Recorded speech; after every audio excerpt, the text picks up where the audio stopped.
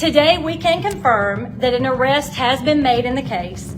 Kristin Brock's 17-year-old daughter, Sarah Grace Patrick, has been taken into custody and charged with 2 counts of murder and 2 counts of aggravated assault.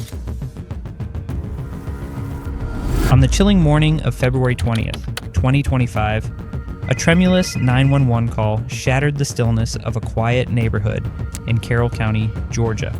16-year-old Sarah Grace Patrick pressed the emergency line, her voice quivering, as she rushed in horror to reveal that her 5-year-old sister had stumbled upon a nightmare. Her mother, Kristin Brock, and stepfather, James Brock, both shot dead, found together in their marital bed.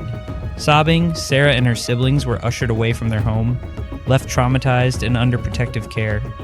For the outside world, she was the grieving daughter, fragile, shell-shocked, a victim of unspeakable violence. Patrick is charged with 2 counts of murder and 2 counts of aggravated assault. For the past 5 months, investigators worked with the FBI, Georgia Bureau of Investigation. I believe in the beginning of any case, everyone's a suspect. The double homicide was a shock to the community, drawing attention and calls for justice. The truth here is much more complex.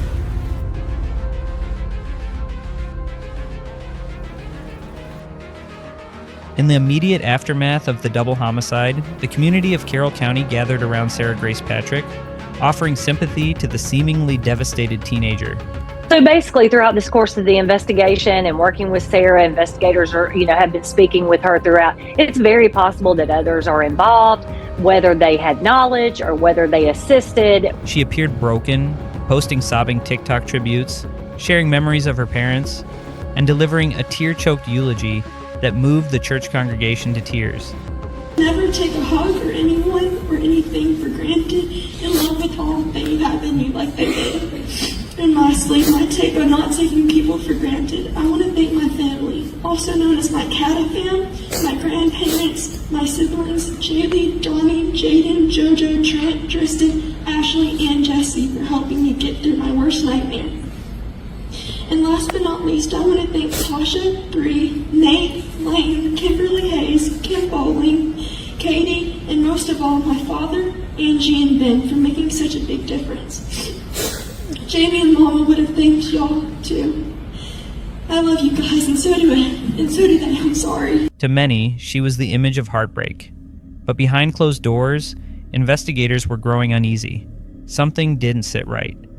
As they examined the crime scene, seasoned detectives quickly ruled out the likelihood of a home invasion.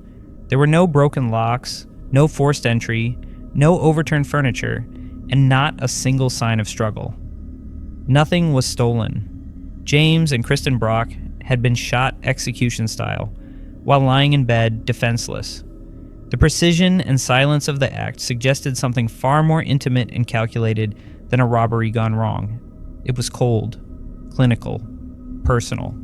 Sarah's own statements began to unravel. She shifted details, reversed timelines, and left out important moments. One day, she said she'd been in a room. Another day, she claimed she was downstairs. The inconsistencies began to build, not just in what she said, but in how she acted. While publicly mourning, Sarah was also spending hours on social media, reaching out to strangers in the true crime community.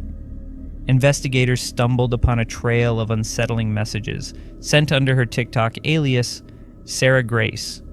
She had directly contacted crime bloggers and influencers, practically begging them to cover the story of her parents' murder. In one message, she wrote, "Search up the Brock case. News coverage would be a really big hit." Not only was the phrasing eerily self-promotional, but Sarah also included intimate details of the crime scene, details that had never been released to the public.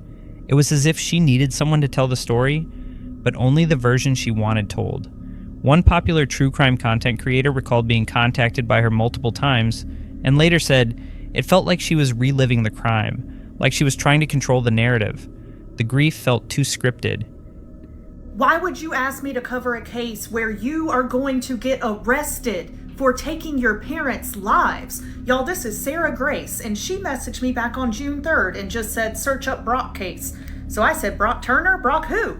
She said, Kristin and James Brock. Hold on. They're my parents, and out of nowhere, a random Thursday night in February, someone came in my house with me and my 5-year-old sister, and my parents left them for me and my little sister to wake up to. Technically, it was a Wednesday night because I found them Thursday morning, and I said, not knowing she was going to wind up arrested for this, I am so sorry. I cannot imagine. I will absolutely research and cover their case. Please take care of you always. Again, not knowing, and I covered it. What began as a portrait of sorrow was cracking apart, piece by piece. And behind those cracks, detectives weren't seeing a grieving child anymore. They were starting to see a suspect. As the weeks turned into months, the investigation into James and Kristin Brock's murder quietly intensified. What began as a search for an unknown intruder evolved into something far more disturbing. Detectives, along with state and federal agencies, pieced together what they would later describe as mountains of evidence. Surveillance reviews, digital footprints, phone records, browser histories, message logs, and dozens of interviews formed a web that appeared to point in only one direction: Sarah Grace Patrick. They weren't just relying on inconsistencies or emotions.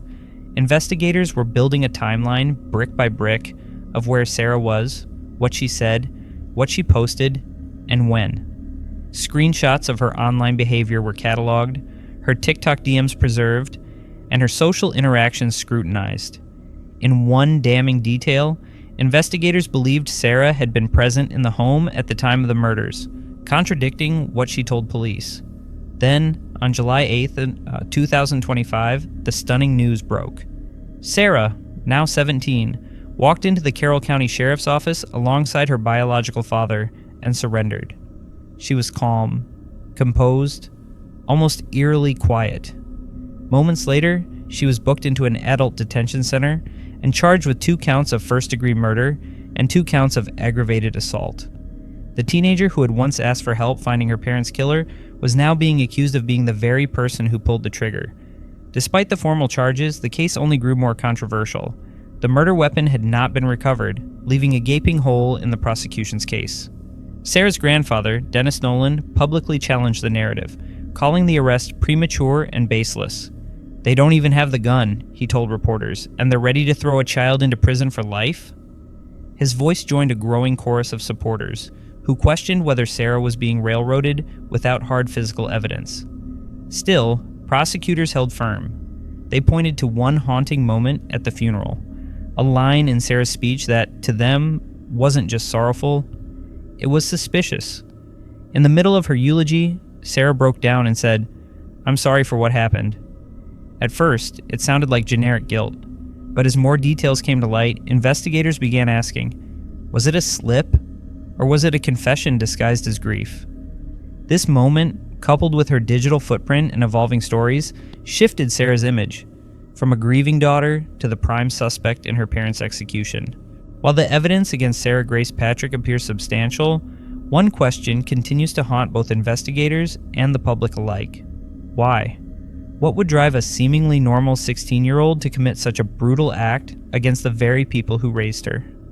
Despite months of digging, a clear motive remains disturbingly absent. Detectives have explored every corner of Sarah's home life, looking for answers in her family's past, psychological evaluations, and the shifting dynamic within the Brock household. Her stepfather, James Brock, had been struggling with health issues, including a serious heart condition that may have put a strain on the family emotionally and financially. There were rumors of strict rules, disagreements over Sarah's social media use, and even reported tensions regarding her desire for independence. But nothing concrete. Nothing that clearly explains why 2 lives were taken in cold blood.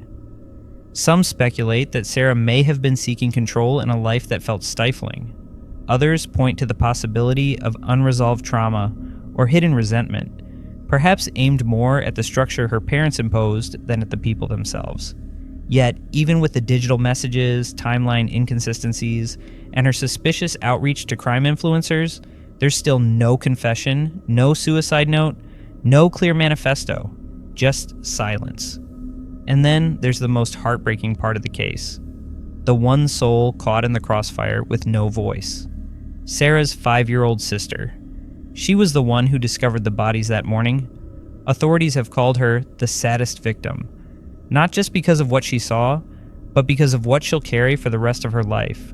She lost both parents in a single morning, and then lost her older sister to a murder charge shortly after. The trauma she endured can't be measured, and her future now hangs in uncertainty. As the case proceeds to trial, investigators remain cautious. Though they believe Sarah acted alone, they haven't ruled out the possibility that someone else may have influenced or helped her. New digital evidence, witness testimonies, or forensic revelations could still surface. And until that trial begins, one terrifying truth hangs in the air. Sometimes the scariest crimes don't come from strangers. They come from inside the home. His case delivers a grim reminder. The most dangerous threats can exist behind closed doors. A grieving daughter or a calculating killer. The line blurred and redrawn by investigation and evidence. As the trial looms and the digital trail is laid bare for the world to judge, one chilling question remains. When the ones closest to us hold secrets, how far will they go to bury the truth? We hope you enjoyed this video. Let us know your thoughts in the comment section below. Hit the subscribe button for more interesting videos like this. Thank you for watching.